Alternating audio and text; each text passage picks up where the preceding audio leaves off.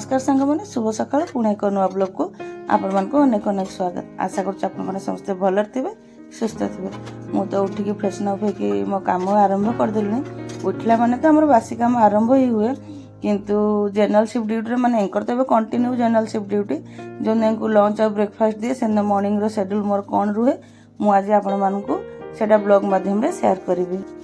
आज अन्य दिन मानक कौन हो सबुदिन तो मुझे रोसे कर दौनी आगे कौन सब बासी कम होगला माने जहाँ कम हुए किंतु आज मुझे कौन करी ना जो रोसे करके दिए दीटा माने ब्रेकफास्ट और लंच सांगर दिए से कौन करे ना आगे यपटर कम सब सारी दिए रोसे घर बासन फासन जहाँ जमी माजिक स्लैब क्लीन करके रोसे घरटा झाड़ू कर देकी माने धीरे धीरे रोसे करता सेपटे कम भी करुए एकला जो मुझे सब करे ता नुह ये भी कम साहय कर दिखते और नकले भी माने एट ए टाइम सब कम 8टा भितर करके रोसेबास करके दबाटा संभव नुह। प्रथम सब बासन माजदेली सिंटा को टे माने मजा धुआ कर स्लैबटा पोछापोछि कर दूची।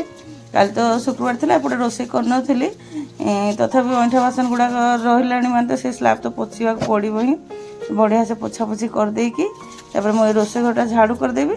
झाड़ू कर सारापर माने आउ जहाँ कम गुड़ाक सब करी आ एक्चुअली माने किछि वर्ष है अभ्यास छाड़ी जाइए ना एबे टिके सकाळू एई भलिया रोसेबास करिके माने सब काम संगे रोसेबास करवाटा टिके माने टाइट शेड्यूल हो जाउची। नहले आगुरु पूरा अभ्यास थला एतटा जणा पड़ नथला आ सेतलु तो पुओ भी छोट थाए छोट थाए तापर धीरे धीरे पुओ स्कूल गला ता टिफिन एंको टिफिन किंतु गोटे अभ्यास रे पड़ जाइथिला एतटा जणा पड़ नथला किंतु जेहेतु एबे अभ्यास छाड़ी गलानी तापर कंटिन्यू भी रोसे करी दउनी माने कोन देले कोन दउनी तो शुक्रवार दिन तो पलि आसुँच खाया को सोमवार दिन जेहेतु रविवार दिन थाए जदि दे दिए ना से कैंटीन रे खाई दियंती एमती एबे कंटिन्यू एबे मु तांको रोसे करके दउनी। अधा अधी बासी काम तो हो गला एबे रोसेटा बसौथिबी आउ जहाँ बाकी काम करूथिबी कारण 8टा भितर ब्रेकफास्ट लंच सारियार अछि। जनरल शिफ्ट ड्यूटी से तो सोइचंती उठी नांती उठेबी आ टिके सोइथांतु जदि मन को उठिबे नले उठेबी। परिया पत्र तो कालठू ही काटी देछि किछि सेमनी मसला मसली तरकारी करिबिनी। शाग थिला जे आउ काल रात बाछा समय हेलानी आउ एबे देखि जदि सुविधा हबो बाछिबी नहले थिबो शागडा गोटे छुंका तरकारी करबे आ भजा भजी कोन कुंदरी आलू भाजी कोई काटी देछि आ छुंका तरकारी करबे भात हबो आ सेमति किछि आइटम बेसी करबिनी।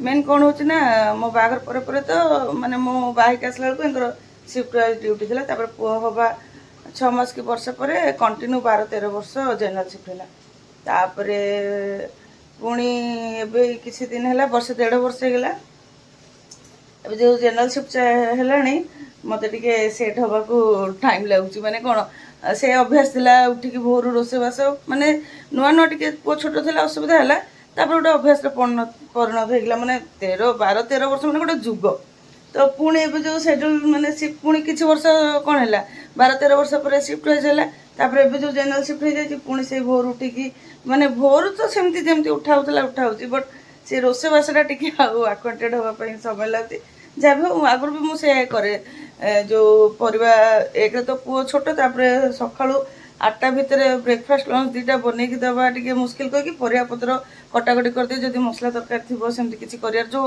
माने मसला मसली भी बाटिक रखी दे था आउ शीत दिन तो जब मिक्स वेज से कौन आ सकाळू तो करहबनी माने भजा भुजी माने सब परिया पत्र जहाँ जमी छाणिकी भी रख दिए अधा अधी से भाया भी करे कारण सी गलापर आउ एकला रांधि खाया तो भल लगे ना आउ दिन में जहाँ रोसे हम माने सकाळू सी जावा पूर्व हो जाए तो पुणी जो शिफ्ट हो सारा ठीक लगला मोर सब बड़े अफसोस भी लगे कारण शीत दिन सका 8टा सुधा रोसे हो 2 जन लोक पुओ तो छोट मुठे भात रांधि खाइला बेलू ठंडा हो जाए जिते भी गरम कर खाइले कौन हम गरम भात मैंने सांगे सांगे गाड़े कि रोसे हम खाइबा और सका रंधा हो 8टा माने कौ 8टा भितर रोसे सर जाए आप खाइला बेलू माने 1.5टा कि 2टा हम से भात आउ तरकारी पत्र सब पूरा कंचा पानी हो जाता पुणी जो शिफ्ट होगा भल लगला सेमती पूरा माने रोसेबास सर कि खाइब पुणी एवं सेमती कौन है जनरल शिफ्ट हो माने एबे तो पुओ प्राय रोसे करके दौनी माने शुक्रवार दिन तो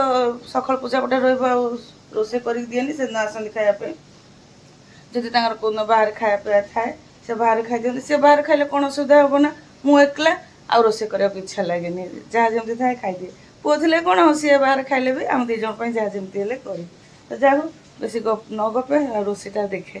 ପରିବା ଗୁଡ଼ାକ ଫ୍ରିଜ୍ରୁ ବାହାର କରିଦିଏ।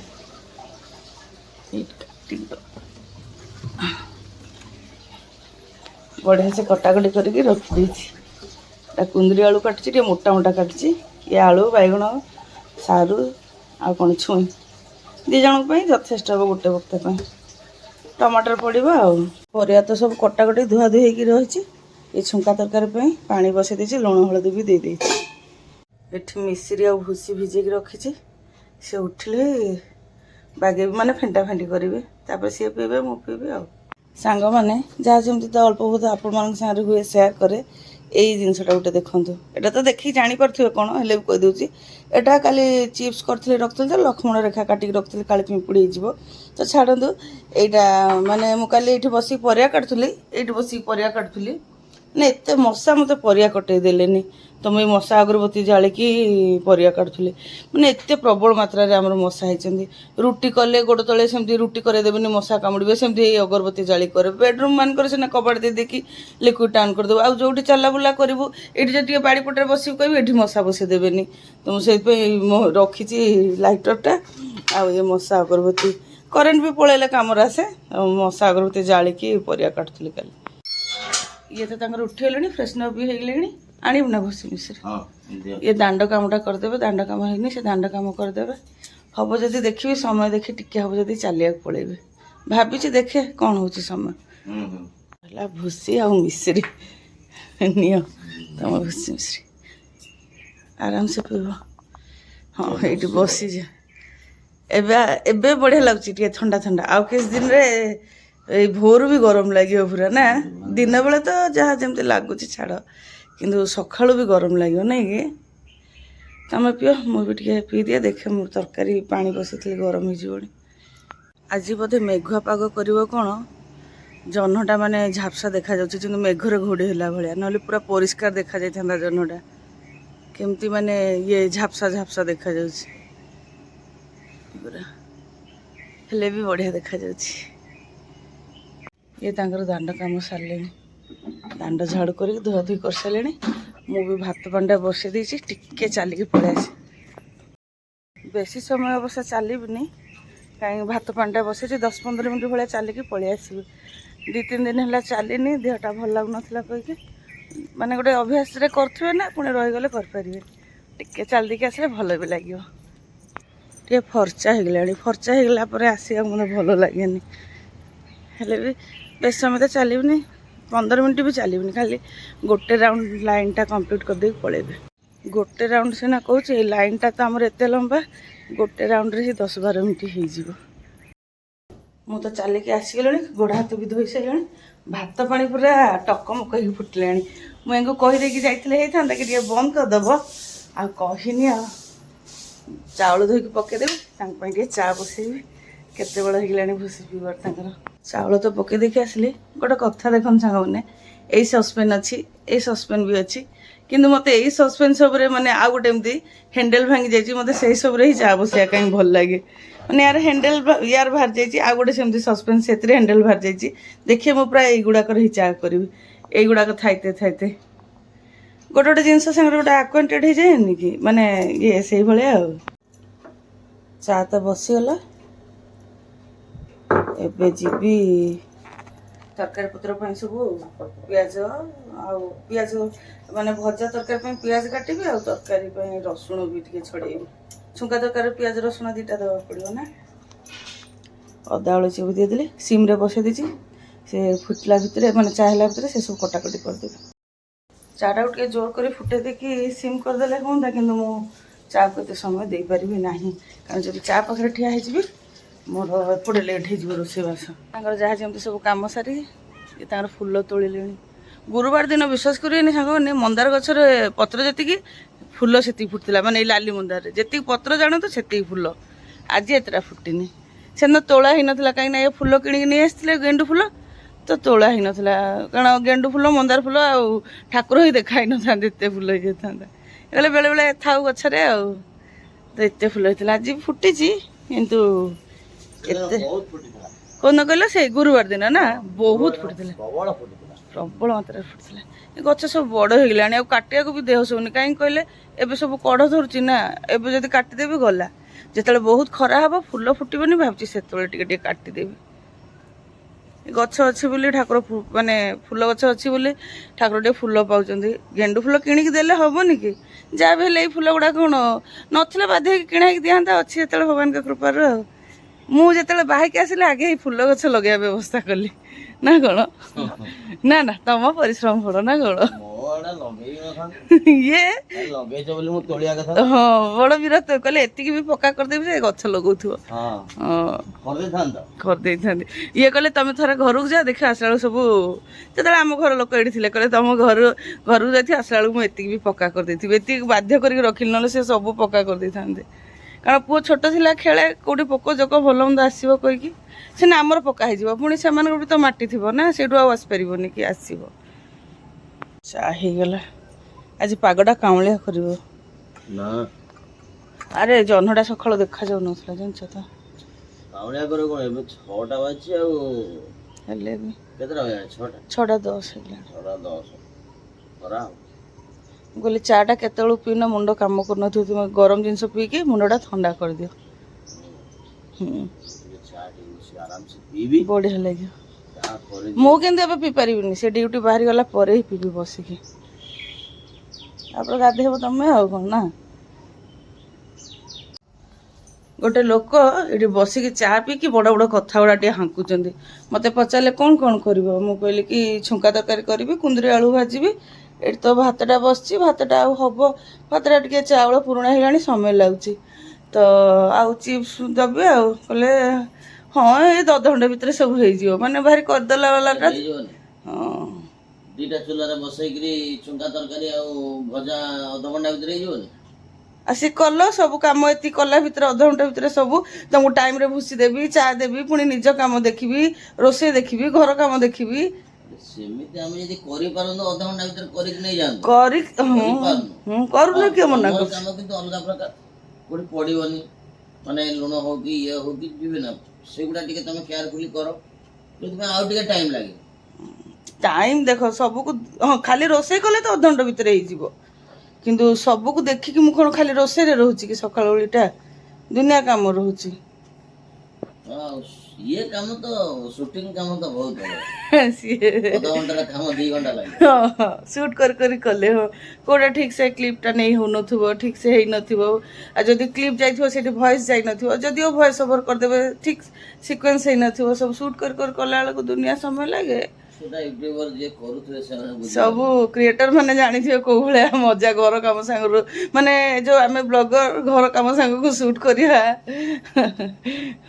କରୁଛୁ ଯେତେବେଳେ ଆଉ ଗୋଟେ କର୍ମ ଭାବରେ ନେଇଛୁ ତ କରିବୁ ହିଁ ନା ଭଜାଟା ସେ ତାଙ୍କର ଗପି ଗପି ଗାଧୋଇବା ପାଇଁ ପଳେଇଲେ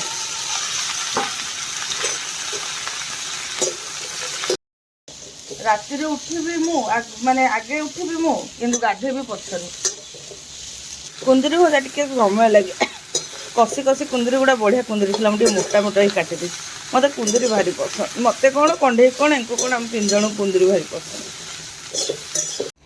ମୁଠାଟେ ଭାତ କିନ୍ତୁ ହେବା ପାଇଁ ଘଣ୍ଟେ ଲାଗିଯିବ ଏ କୁନ୍ଦୁରି ଗୁଡ଼ାକ କିନ୍ତୁ ସଠି ଯାଇକି ସବୁ ଯେମିତି କଟା ହେଇନି ଫାଳ ଅଛି ତ ମୁଁ ଖୋଲି ପୁରା ବିରକ୍ତ ହେଇଗଲିଣି ପୁରା ଗୋଟେ ସଠି ଯାଇଛି ପୁରା ମାନେ ଫ୍ରେଶ୍ ତୋଳାଟା ବୋଧେ ତା ଇଏ ବି ଯେଉଁ କାଟିଲେ ଯେଉଁ ହାତରେ ଇଏ ହେଇଯାଏ କୁନ୍ଦୁରି କାଟିଲେ ଦେଖି ହାତରେ କଳା ହେଇଯିବ କିନ୍ତୁ ଯେଉଁ କୁନ୍ଦୁରି ବେଶୀ ଦିନ ରହିଯାଇଥିବ ସେ ଇଏ ହେବନି ପୁରା ଫ୍ରେଶ୍ ତୋଳାଟା ଥିଲା ପୁରା ଟିପ ଗୁଡ଼ାକ କଳା ପଡ଼ିଯାଇଛି ଏ ଜମା ଖୋଲୁନି ଦେଖୁନାହାନ୍ତି କିନ୍ତୁ ଫାଳ କଟା ହେଇଛି କିନ୍ତୁ ସଠି ଯାଇଛି ଖୋଲୁନି ଖୋଲି ସବୁ ବିରକ୍ତ ହେଇଗଲିଣି ଆଉ ଲୁଣ ଫୁଣ ପଶିବନି ଭଲ ଲାଗିବନି ପୁଣି ଭଜାଟା ଖୋଲୁନି ଥାଉ ଯାହା ହେଉଛି କହିଦେବି ସିନା ଛାଡ଼ିବାକୁ ଇଚ୍ଛା ବି ଲାଗୁନି ଏମିତି ସବୁ ସଠି ଯାଇଛି ଦେଖୁନାହାନ୍ତି ସବୁ ମାନେ ସବୁ ସେମିତି ସଠିକି ରହିଛି ଯେମିତି କଟା ହେଇନି ଖାଲି ଫାଳ ରହିଛି ସବୁ କାଟିଥିଲି ସବୁ ସଠିକି ଯାଇଛି ଖୋଲିନି ସବୁ କୁନ୍ଦୁରି ଆଉ ଖୋଲି ପାରିଲିନି ଛାଡ଼ିଦେଲି ମୁଁ କହିଲି ଯାହା ଯେମିତି ହେଉଛି ହେଉଥାଉ ଏପଟେ ଯେଉଁ ତରକାରୀ ବଘାରିବା ପାଇଁ ପିଆଜ ଚୋପା ଛଡ଼େଇ ଦେଇଛି ରସୁଣ ଚୋପା ଛଡ଼େଇବି ତ ସବୁ ପରିବା ସିଝିକି ରହିଛି ଭଜା ହେଇଗଲା ପରେ ଏଇ କରେଇରେ ହିଁ ତରକାରୀଟା ବଘାରିଦେବି ତରକାରୀ ବଘାରି ଦେଇକି ଆସିଲି। ଏବେ ଟିକେ ଚିପ୍ସ ଛାଣିବି ତାଙ୍କ ପାଇଁ। ତେଲ କରେଇ ବସେଇ ଦେଇଛି। ତେଲଟା ଗରମ ବି ହେଇନି। ଆକ୍ଚୁଆଲି କାଲି ଯେତେବେଳେ ମୁଁ ଚିପ୍ସ କରୁଥିଲି ବଡ଼ ବିରକ୍ତ ହେଉଥିଲେ କାହିଁକି କରୁଛୁ କହିକି, କାହିଁକି ନା ଦେହ ଭଲ ଲାଗୁନି କରନି କହିକି। ଏବେ କିନ୍ତୁ ଚିପ୍ସ ହେଇକି ରହିଲେ ନା ସବୁବେଳେ ଖାଇଲା ବେଳେ ଖୋଜିବେ। ଆଉ ତେଲ କରେଇରେ ସବୁବେଳେ ତେଲ ରହିଥିବ, ଆଉ ତ କରେଇଟା ଆଉ ଖାଲି ରହିବନି।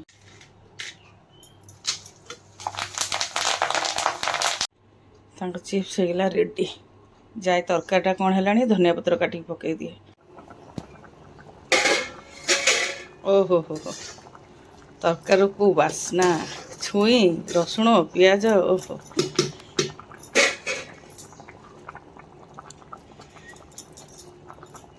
ସାଧା ସିଧା ତରକାରୀଟା ସିନା, କିନ୍ତୁ ଖାଇବା ପାଇଁ ବହୁତ ଟେଷ୍ଟ ଲାଗେ। ଆଉ ଦେହ ପାଇଁ ତ ଭଲ ହିଁ ଭଲ, କାରଣ ତେଲ ମସଲା ସେମିତି କିଛି ନାହିଁ। ଆଉ ଏସବୁ ଟିକେ ଥଣ୍ଡା ହେଇଗଲା ପରେ ତାଙ୍କ ଟିଫିନ୍ଟା ରେଡ଼ି କରିଦେବି, ମାନେ ପ୍ୟାକ୍ କରିଦେବି। ତାଙ୍କର ବ୍ରେକଫାଷ୍ଟ, ଲଞ୍ଚ, ପାଣି ବୋଟଲ ସବୁ ରେଡ଼ି ହେଇଗଲା। ଖାଲି ବେଗ୍ରେ ଭରିଦେଲେ କାମ ମୋର ସରିବ, ମାନେ ତାଙ୍କ ଟିଫିନ୍ କାମ ସରିବ। ଏଥିରେ ଟିକେ ତରଭୁଜ ଅଛି, ମୁଁ କାଟିନି, ସିଏ କାଟିଛନ୍ତି। ଓହୋ, ମାଜିବା ପାଇଁ ଏତିକି ବାସନ ବି ବାହାରିଗଲାଣି। ଆଉ ଥରେ ପୁଣି ସେ ଚା ପିଇବେ, ମୁଁ ବି ପିଇନି, ଚା ବାସନ ପୁଣି ବାହାରିବ। ସମୟ ତେବେ 8ଟା ହେଇଗଲାଣି।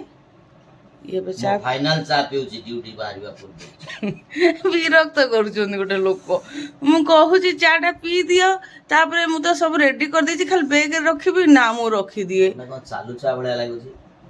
ଚାଲୁଛା ପିଇ ଦିଅ ସବୁବେଳେ ଗୋଟେ ଖୋଜୁଛନ୍ତି। ସେଇ ତମର ଯୋଉ ସକାଳେ ବନେଇକି ଦେଇଥିଲି ସେଇଟା ହିଁ ଅଧିକା କରିଦେଇଥିଲି, ସେଇଟା ଗରମ କରି ଚା ସେଇଠି ରହିଗଲେ କରିକି ରଖିଲେ କ୍ଷୀର ଚା ଏମିତି ହିଁ, ସେଇଥିପାଇଁ ମୁଁ କରିକି ରଖେନି। ଆଉ ତମେ କହିବ କି କରିଛ କି ଅଧିକା କରିଛ କି, ସେଇଥିପାଇଁ ଯେତେ ଥର ପିଇବ ବରଂ କରିକି ଦେବି, କରିକି ରଖିଲେ ଚାର ଟେଷ୍ଟ ଏକଦମ ବର୍ବାଦ। ତାହେଲେ ତମକୁ କେମିତି ଲାଗୁଛି ମାନେ ମୁଁ ତ ଜମା ବି ପିଇ ପାରିବିନି କି କ'ଣ, ଏତେ ପରିଶ୍ରମ କରିବି ଆଉ ଟିକେ ଭଲ ଚା। ମୁଁ ପିଇ ପାରୁଛି, ତମେ ପିଇ ପାରିବ? ଆଚ୍ଛା, ତୁମେ ହେଲେ ପିଇଦବ, ମୁଁ ପିଇ ପାରିବିନି।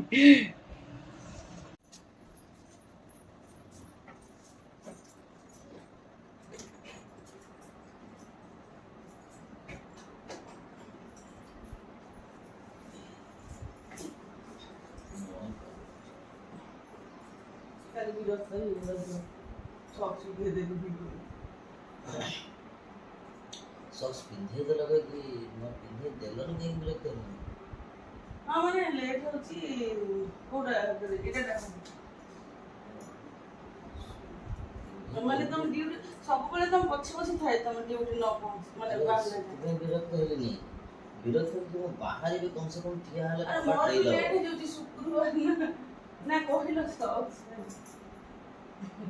ସକ୍ସ ଦେଇଦବ କି କ'ଣ ହବ?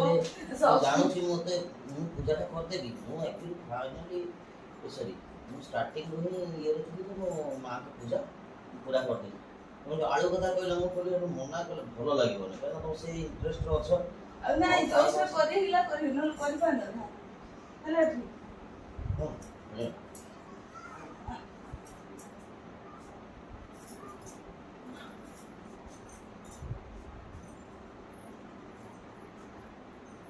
ସେ ତେବେ ଡ୍ୟୁଟି ବାହାରୁଛନ୍ତି। ଡ୍ୟୁଟି ଯିବା ପୂର୍ବରୁ କିଛି ଠାକୁର ଫୁଲ ଅଛି ପାଣିରେ ପକେଇ ଦେଇକି ସେପଟେ ସେପଟେ ବାହାରି ଯିବେ। ସେପଟେ ସାଇଡ଼ରେ ଗାଡ଼ି ରଖିଛନ୍ତି, ତ ଗାଡ଼ିଟା ଆଣିବା ପାଇଁ ଯାଉଛନ୍ତି। ସେ ଗଲା ପରେ ମୁଁ 2-4 ମିନିଟ୍ ବସିବି। ସେ ବସିବା ଭିତରେ ହିଁ ଚା ପିଇଦେବି, ରେଷ୍ଟ ବି ହେଇଯିବ, ଚା ପିଆ ହେଇଯିବ। ତାପରେ ଆଉ ବାକି କାମ ଯାହା ଅଛି କରିକି ଗାଧେଇବି। ତାପରେ ସେ ତ ଅଧା ଅଧି ପୂଜା କରିଦେଇଛନ୍ତି, ଆଉ ବାକି ତକ ପୂଜା ଯାହା ଅଛି ମୁଁ କରିବି। ତ ସାଙ୍ଗମାନେ ଆଜିର ବ୍ଲଗ୍ରେ ମୁଁ ଏଙ୍କର ଜେନେରାଲସିପ୍ ଡ୍ୟୁଟିରେ ମୋର ମର୍ଣ୍ଣିଂର କ'ଣ ସେଡ୍ୟୁଲ୍ ହୁଏ ସେଇଟା ଆପଣମାନଙ୍କ ସାଙ୍ଗେ ସେୟାର କଲି। ଯଦି ଆଜିର ବ୍ଲଗ୍ ଆପଣମାନଙ୍କୁ ପସନ୍ଦ ଆସିଥାଏ ନିଶ୍ଚୟ ଲାଇକ୍ କମେଣ୍ଟ ସେୟାର କରିବେ। ଚ୍ୟାନେଲରେ ନୂଆ ଥିଲେ ସବସ୍କ୍ରାଇବ୍ କରିଦେବେ, ଆଉ ଫେସବୁକ୍ ପେଜ୍ରୁ ଦେଖୁଥିଲେ ପେଜ୍ଟିକୁ ଫଲୋ କରିଦେବେ। ଆଜି ପାଇଁ ରହୁଛି, ପୁଣି ଦେଖା ହେବ ନେକ୍ସଟ ବ୍ଲଗ୍ରେ। ନମସ୍କାର।